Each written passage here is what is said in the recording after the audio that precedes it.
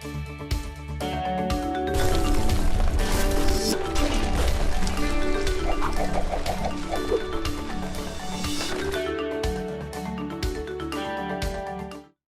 वालेकुम एवरीवन। हम जारी रखेंगे अपनी बात जो हम स्किल्स पे कर रहे हैं कि स्किल्स को आइडेंटिफाई कैसे करना है, और अब हम बात करेंगे कि आपको कौन से स्किल एक्साइट करते हैं, आपको कौन से स्किल पसंद हैं। वैसे आइडियली ये बात मुझे नहीं करनी चाहिए कि आपको कौन से स्किल पसंद है। You are the one to decide कि आपको कौन से स्किल पसंद है। मैं सिर्फ आपको एक तरीका बताऊंगा कि ये डिसाइड कैसे करना है। मैं डिसाइड नहीं कर रहा कि आपको कौन से स्किल पसंद है, मैं ये बता रहा हूं कि जब अपनी पसंद नापसंद को देखना है तो उस वक्त किन फैक्टर को कंसीडर करना जरूरी है। अदरवाइज अगर आप प्योरली पसंद पे जाएंगे और रॉन्ग चॉइस कर बैठे तो उसके नुकसान भी मैं आपको बताऊंगा। फॉर एग्जाम्पल, आपके पास 2-3 स्किल्स हैं, तो सबसे पहले अपने उन दोनों तीनों स्किल्स से आप अपनी फ्रीलांसिंग स्टार्ट करें। आप डिजाइनर हैं, आप प्रोग्रामर हैं, आप वीडियो एडिटर हैं, या कुछ भी हैं, आप तीनों अप्लाई करें, देखें कहाँ रिस्पॉन्स ज़्यादा आ रहा है, कहाँ डिलीवरी अच्छी हो रही है, कहाँ पे आपको अच्छा फील हो रहा है, तो आप उसको एज ए करियर ले लें।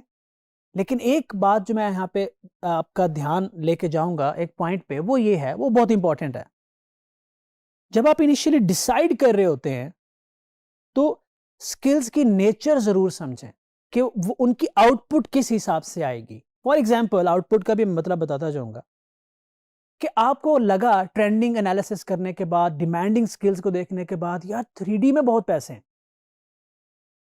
आर्टिफिशियल इंटेलिजेंस में बहुत पैसे हैं, दुनिया बड़ी तरक्की कर रही है, 2-4 आर्टिकल पढ़े, 2-4 मोटिवेशनल स्पीकर्स की बात सुनी और तैयार हो गए जी हमने तो 3D करना है।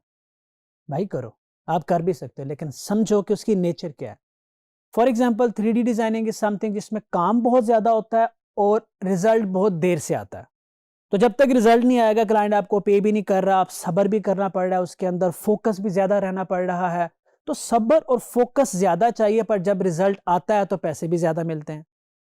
अब सवाल ये पैदा होता है कि क्या आप इस सिचुएशन में हैं कि अच्छा ठीक है, अगर आपको 1-2 महीने पैसे नहीं मिल रहे तो खैर।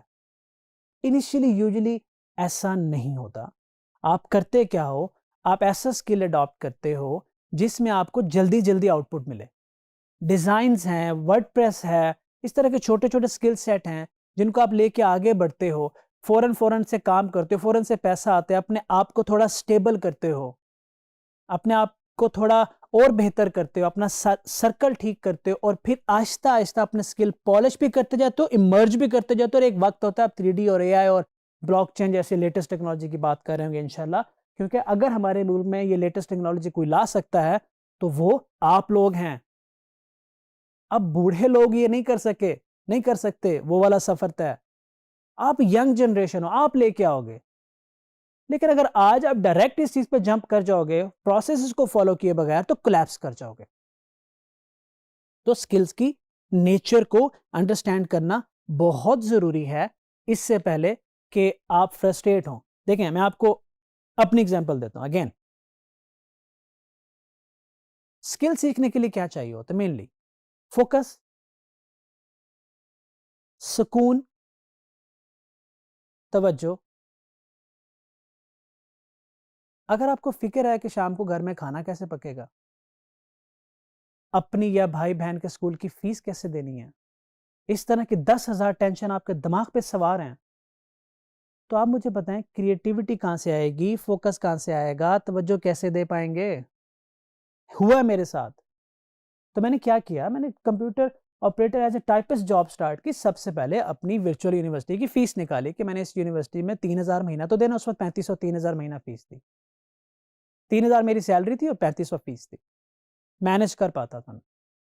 लेकिन उस दौरान मुझे एक इन्वायरमेंट मिला, अच्छा अब मैं ये वाली परेशानी हल हो गई है, अब मैं छोटे छोटे स्किल सीखता हूँ। वहां से सफर का आगाज हुआ। लेकिन अगर आप जंप करेंगे तो उन परेशानियों के साथ अपनी सिचुएशन को देखे बगैर जंप करेंगे तो आप नहीं सर्वाइव कर पाएंगे। अपनी सिचुएशन को देखें, अपनी बेस को देखें, अपने ग्राउंड को देखें, उसके बाद आप डिसाइड करें, फिर मेंटोर के पास जाके फायदा और नुकसान पूछें।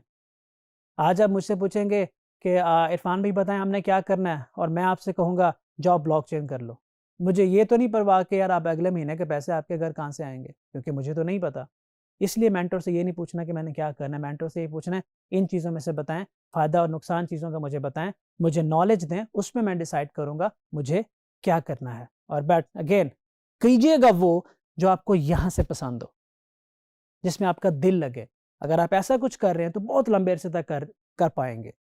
पर अगर कुछ ऐसा है जो आपको पसंद नहीं है पर आपको लगता है कि आप कर सकते हो, आपके लिए फ़ायदेमंद है, तो आप वो भी करें, क्योंकि मैं एक एग्जांपल आपके सामने खड़ा हूँ। अगर दिल नहीं लगा तो आप दिल लगा भी सकते हो उस काम के अंदर।